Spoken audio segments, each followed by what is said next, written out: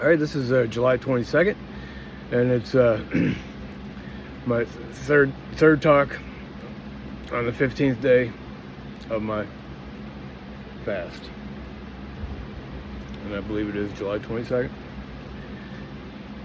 So this is 4 days before my half brother Scott, who is considered always just my real brother, because he is at least blood, as opposed to all my other brothers.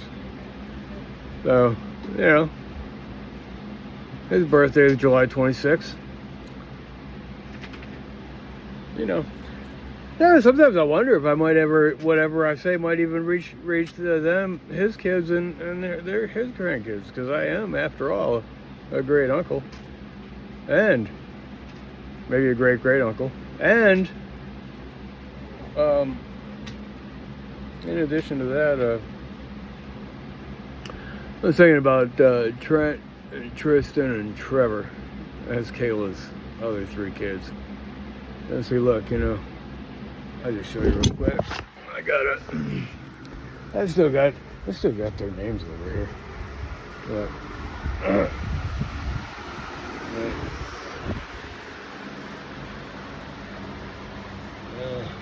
Trent, Tristan, and Trevor, and Russian. The letters are coming off, but look, I did special stuff with Tristan regarding his birthday. I looked up, he was born on a certain day, and we looked up all the important things that happened on that day, and we found some pretty cool stuff. Had to do with, one of the rivers drying up one time. I mean, we figured some stuff out. And Trent, I did stuff with him too. And Trevor, he did stuff with him too. He was little. He was more like Bryson's age, though. I mean, they were closer in age. And I was thinking about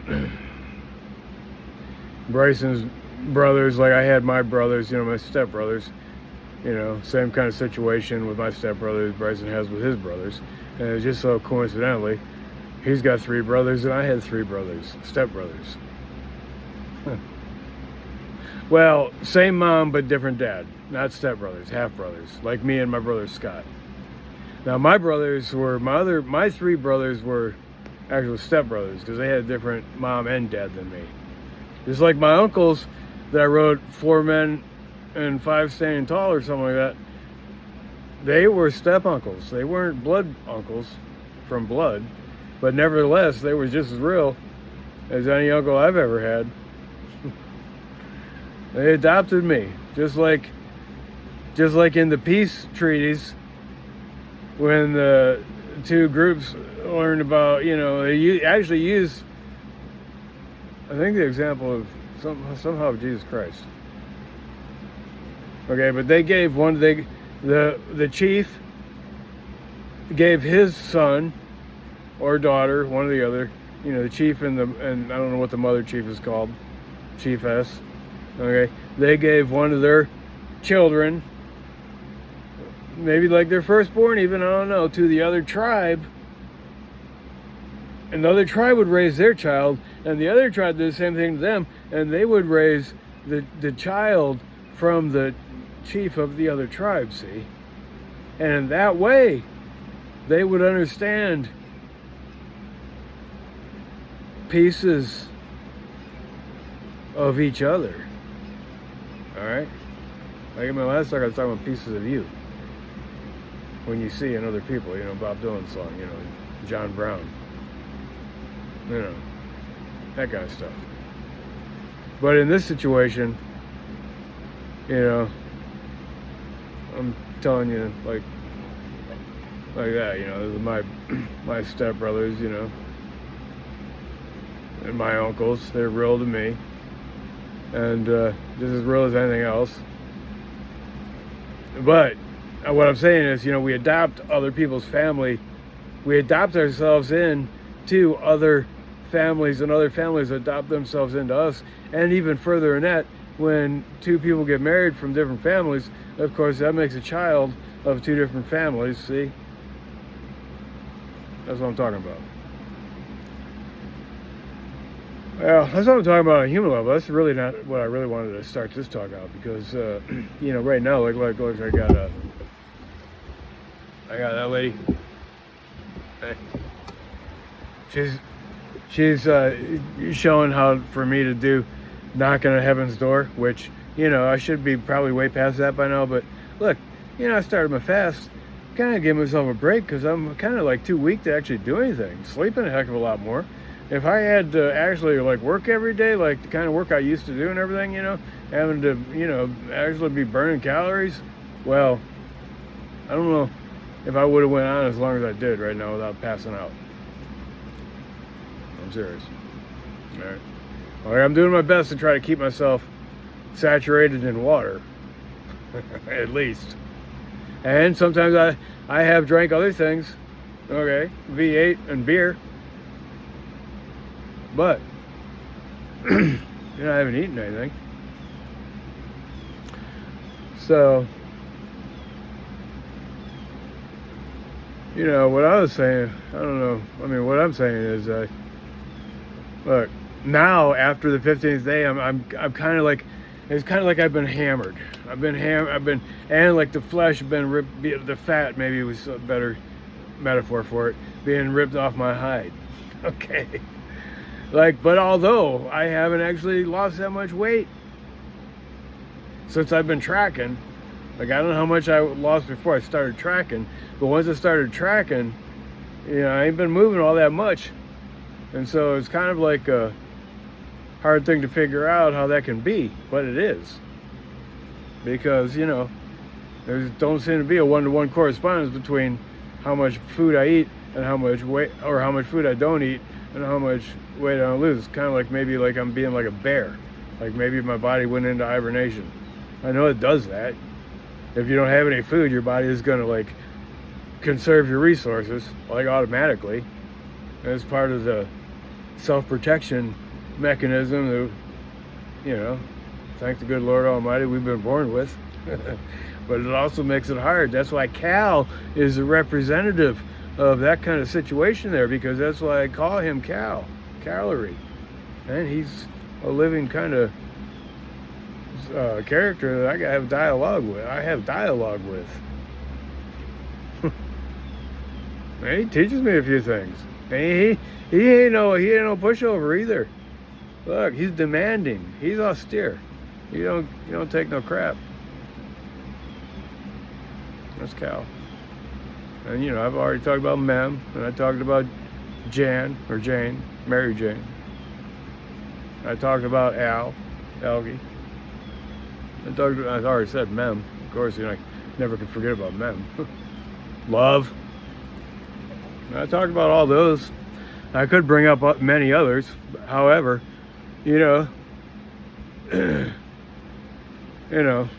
okay. Like the president has his board of advisors or whatever like that. I got my board of advisors too. But now look, so after this, okay, I'm just saying Cal has kind of disciplined me. And just because I'm talking about Cal, that's why I mentioned the others. But Cal kind of disciplining me. And after now I'm in the 15th day, okay. Now I got to pull myself up by my bootstraps. And I got to start practicing my guitar again. And it's kind of like almost revealed to me, like when I was sitting there laying next to Goldie, my oldest dog. I'll show him to you. Goldie's my oldest dog baby. And look.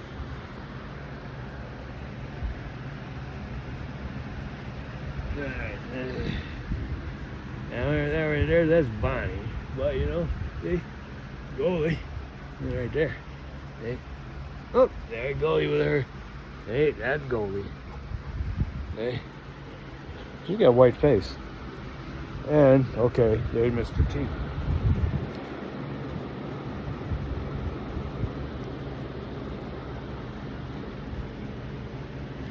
Well, I don't know if you can see Mr. T. I hope you did. Because, hey, Mr. T is like the, he's like the he's like Charlie's representative. And see, the thing is, you know, Charlie Maximus is really like Jesus Christ to me. And he goes, Charlie died for my sin. That's right, Charlie Maximus died for my sin. And so it behooves me, okay? Mr. T's got a lot of Charlie in him. And all my other dogs got Charlie in them. Some of them, like Boomer, you know, they got Monkey in them. Boomer, Monkey was Boomer's dad, but Charlie was his grandfather. Okay, Charlie is where everything started, all right? And then Monkey came along, and I got some dogs from Monkey and Rosie. And Rosie's already dead. And Rosie, you know, she got a reprieve on life because she got massive lung infection, and vet didn't think that she'd be ever to live. He showed me the x-rays. He said he'd never seen anything like this before in his life. He sent it off to the specialist, you know. I couldn't pay the money for the expensive antibiotics that they want, like $800 a month for a month's worth. And I said, look, man, I can't afford that. I used amoxicillin and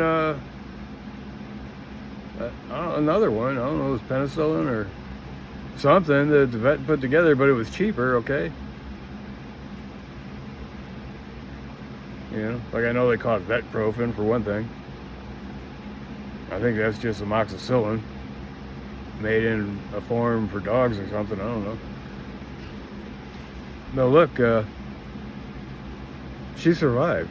She survived another, like, I don't know, good amount of years after that, and, you know, she just died recently. She was happy most of the time, only a little bit before she died, you know. She got sick. I mean, I had to have her put down. I didn't want to see her suffer.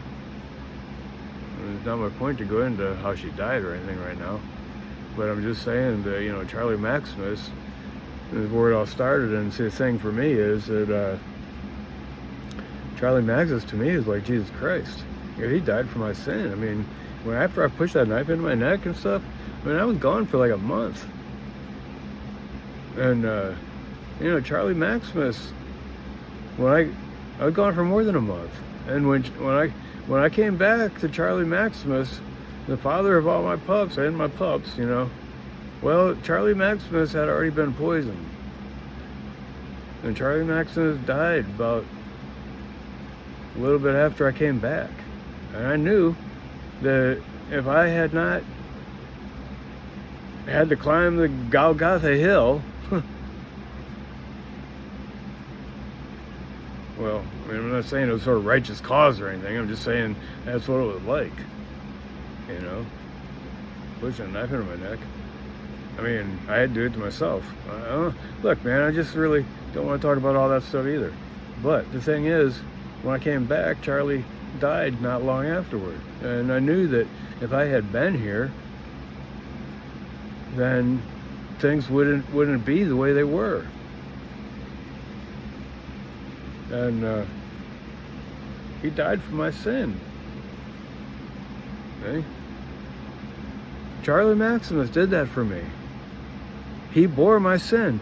Okay, he didn't like do it for me. Okay, in a sense, like, okay, like his love is enduring. Like his love would do that for me, okay?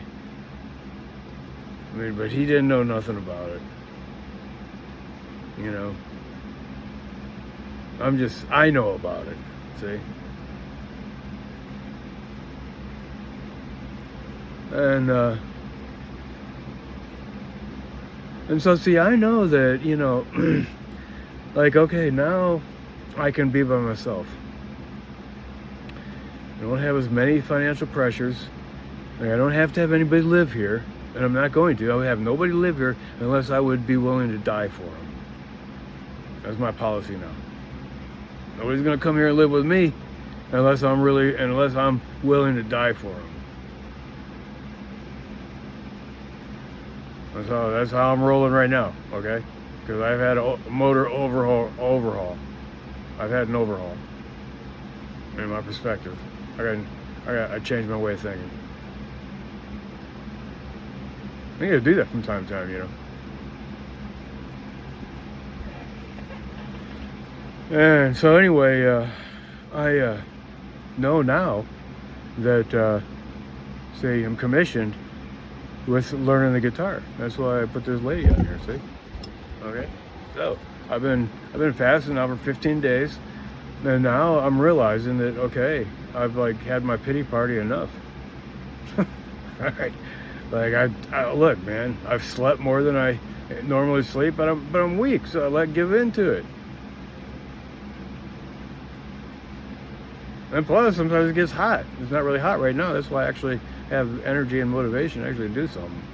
But the thing is, what I'm doing right now, when I laid down next to Goldie, she's looking at me. She's talking to me, okay? And I know what she said. It was like from heart to heart, you know? Transferred from her heart to me, even though I don't even know if she really even knows what she's thinking. Maybe she does. Maybe God's thinking through her. I don't know. But either way it's rolling, and rolling through the fabric, across the fabric of my mind, or however you want to put that, the rivers, the ocean of my mind, or whatever, you know. He's kind of saying to me, you're finally getting the point. you finally figured it out. That's what she's saying to me, you know. I said, I've been waiting. She's got a white face. She's just telling me, you know, she's been waiting for me to figure it out. And so, you know what I gotta do is I gotta write them some songs. I gotta write each one of my dogs some songs. And it's all gonna be under the header of Charlie Maximus, alright? There's gonna be one really, really big song. It's gonna be Charlie Maximus, you know. My song Charlie Maximus, you know. But see, Charlie Maximus had a lot of kids and grandkids.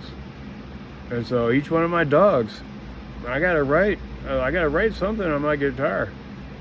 And see, the thing is, I believe in now, because I have further understanding, that my dogs are gonna speak to me.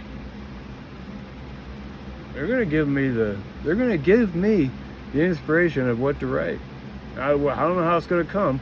If it's gonna be a reflex, or if it's gonna be a response, or if it's gonna be going down into the water and spending some time and figuring out, you know, like what it feels like and everything, or whatever it is. I don't know. All right. A lot of different metaphors you could like put it to, but those only be metaphors, all right? The real thing is going to be the real thing. And that's going to be like unspeakable. It's going to be like hard to define. It's going to take a lot of words to try to like give nuance of meaning of what that might mean by comparison and analogy and metaphor and so forth. All right? Well, that's the way music is, in my opinion. All right? And even though I'm not a musician or anything like right now, like I don't know even how to play the guitar right now. Okay, what I have to do is I have to learn how to play, and then my dogs are gonna give me some tunes, and I'm gonna write them down, and these are gonna be songs that I made up for my dogs.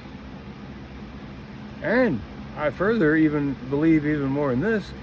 That is kind of like how Da Vinci felt, you know, like when he came to the end of his life, he didn't feel like he did enough. Well, I'm hoping, you know, I can like step it up a little bit, and maybe before I die, give some inspiration to somebody else, like show them like I don't know, like maybe Muddy Waters did or something, how to do this, you know, and how to let your dog speak to you.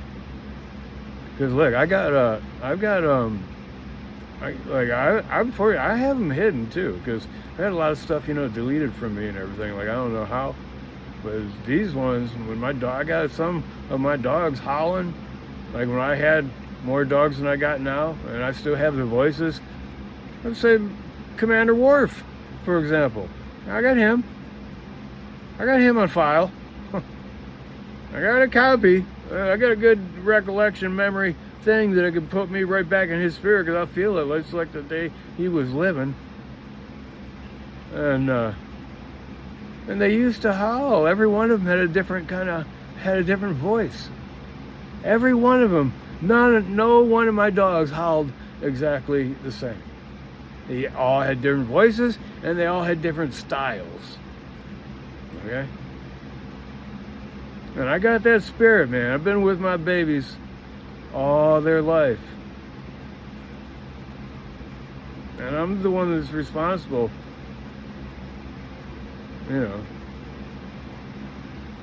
for the life that they gave. I have to bring it forward and show what it was and what it is. It's what it means to be a dog. Charlie was the best dog. Look, there's been a lot of good dogs. Like I know of some good male dogs and like delivering the mail, like up in Alaska, stuff like that, and medicine, and the medicine saving people's life, delivering the medicine. See, there's some dogs, man, that've really done some, and they never even got any acclaim for it. I made a movie out of it, way on down the road. But I mean, at the time, still ate out of the same dog bowl, still suffered the same pain.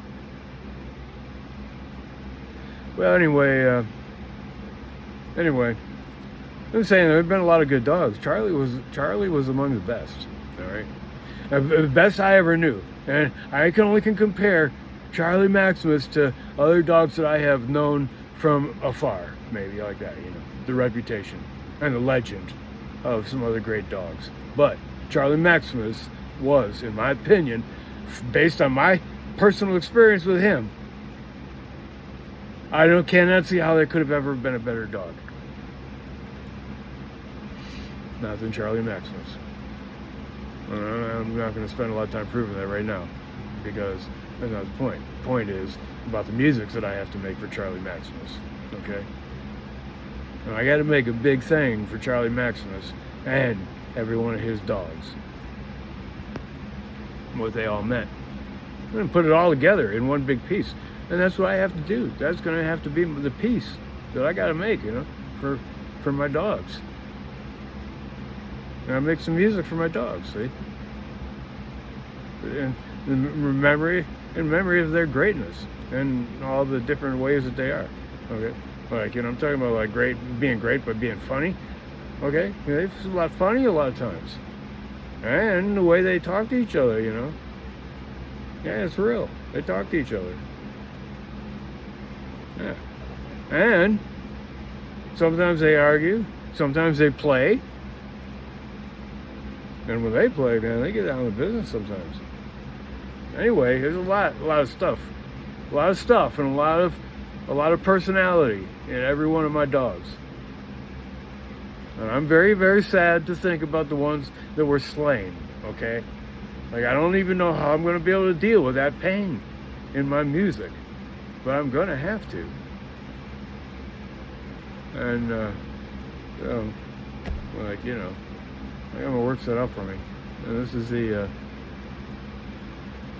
15th day, and now it's kind of like it's being hammered down on my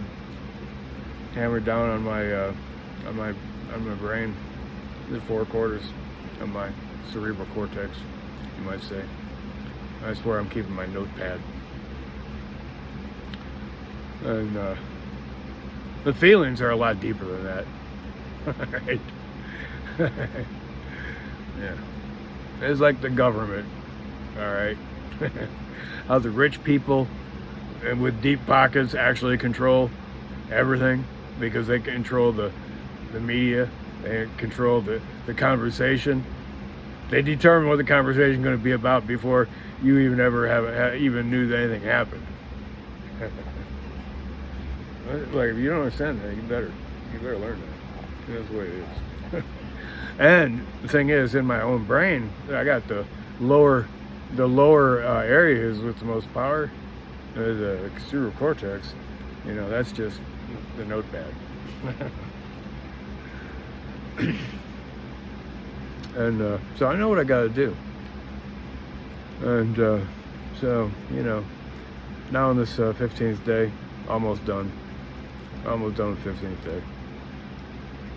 It's getting to be about 7 o'clock, I think. And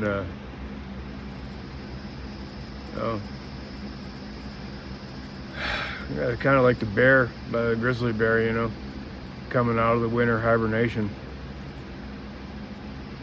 And I got to pull myself together and start practicing again. Otherwise, I fear that what I do not bring forward will destroy me. Because that's what it says. That's what Thomas, the so-called doubting disciple, who wouldn't believe it was Jesus raised from the dead unless he put his hands into the scars of, look, Jesus, when he got nailed on the cross, they put the spike through right there. They didn't put it right through there. Okay, the Catholic pictures might say right through there, and the pictures, but anywhere it was, because that would rip out. They put it right through there. And that's where it would hurt the worst anyway, because that's your joint. But that's how you're going to be held to the cross. I don't know why I actually had to make that point.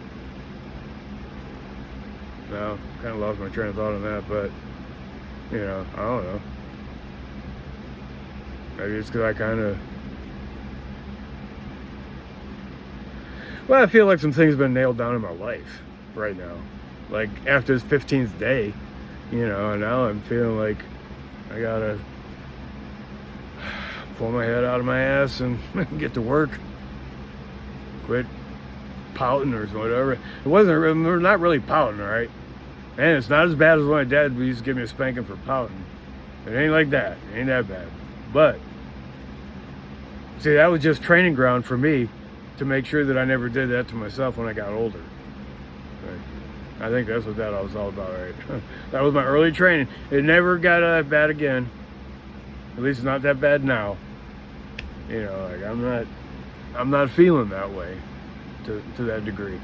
But sort of, it's like a lesson that I learned that, you know, I can't give in to giving in to my weakness necessarily.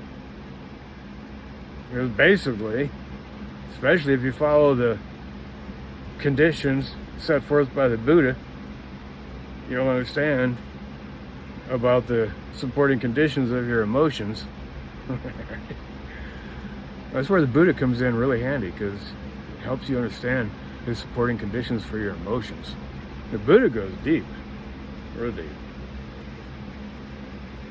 That's why Jesus he studied with the Buddha. Oh, I mean, not with the Buddha, but, you know, he went over there. They have record of him being there in the whatever temple that they got or something. His name is written down somewhere, because they write people's names to go in there and do stuff, and they've been doing that for a long time. Okay, so, you know, I've set forth in this talk here, you know, what I feel like I have to do, and that I've just now learned this in my 15th day of fasting, at the end of it, and you know, I gotta step it up, and I gotta do it for my dogs. And I said how much Charlie Maximus is to me like Jesus Christ. He died for my sin. Okay? So Charlie Maximus was Jesus Christ reincarnate, in my experience. It goes that deep. I watched him die. I watched Charlie die, man. I watched him how he stretched. Before he died, he stretched out like this in his last breath, and he gave up the ghost. That's how he died. One time I boiled a frog, and I seen that's exactly the same thing a frog did too. It's stretched out like that.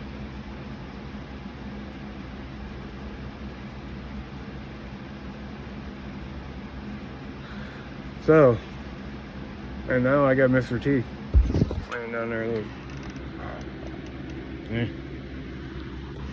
Mr. T. And he's got a lot of Charlie in him. Like all my dogs got Charlie in them. And Monkey was a good dog too. Monkey came from Debbie, and she was the one who had more than one personality. And but Monkey came from her because I took care of Monkey for a while.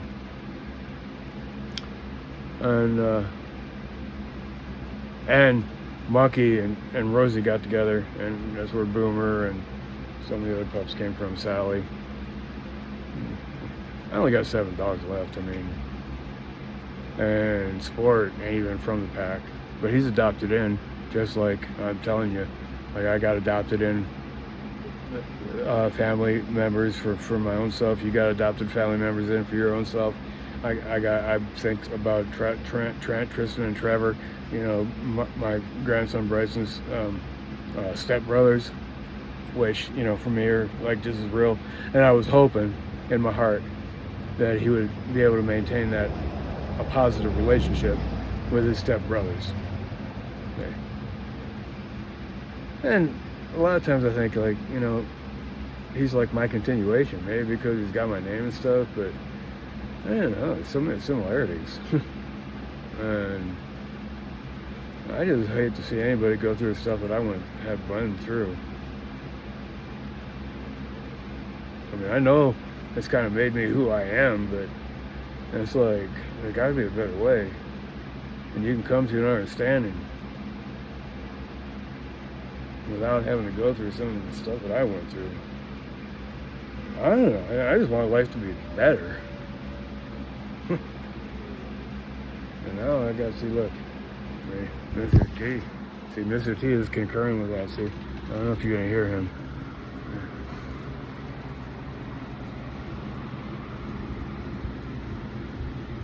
Oh, Mr. T. Mr. T. Well, he was making noise, you know. But look, man, they all know. That's why I'm telling you. My dogs, they're like the watchers. And they know a lot of stuff. And now I'm just actually like understanding a little bit more about what they're saying.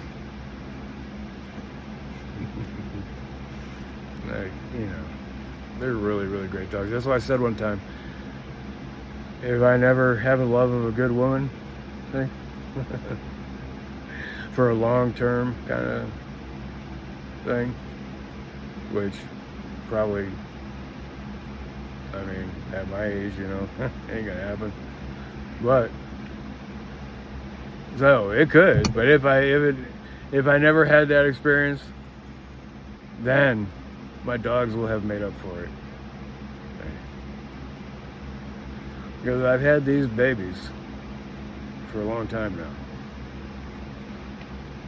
More than 10 years. I mean, I think Charlie would have been. Look, I think Charlie was born in 2000. It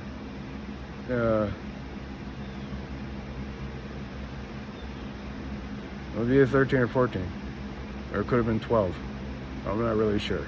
I gotta tell you bad on dates, but if it was 12 or if it was 14, that's more than 10 years ago. He died early, and I was sad. And other dogs of mine have died before their time too, for various reasons. But you know, the ones who survive are still speaking. And the blood of my other dogs cries out from the ground to me still to this day.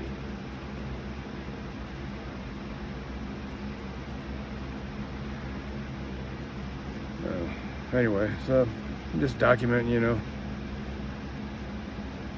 my mission, I guess. And I learned this now after 15 days of suffering.